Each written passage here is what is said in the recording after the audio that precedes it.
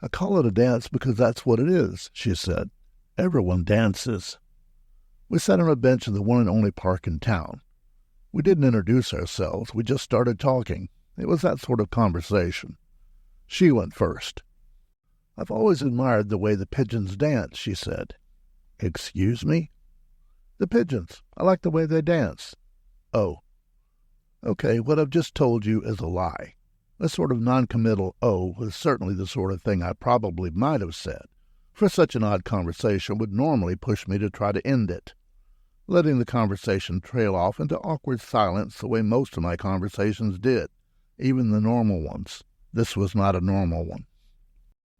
Pigeons don't dance, I said, a bit more abrupt than I meant to. She just looked at me for a moment as I looked at her and really saw her for the first time. I remember sitting on the bench. It was empty at the time, then she was there on the other end.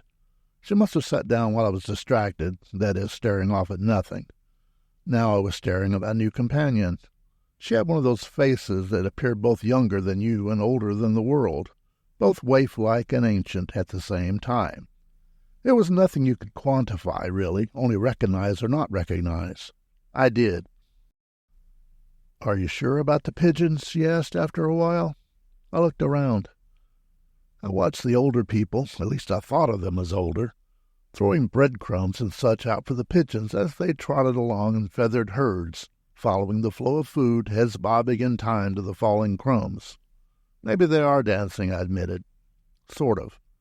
Then there are the leaves, she said. The pine and evergreen needles dance with the wind all year. The rest dance on the tree and then on their way to the ground. The lucky ones get to dance along the sidewalks and across the roads.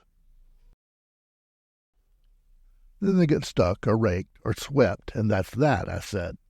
Well, no. Then the decomposition begins, she said. Bonds break, rearrange, reorder, and they become soil to grow more trees. That's a dance, too.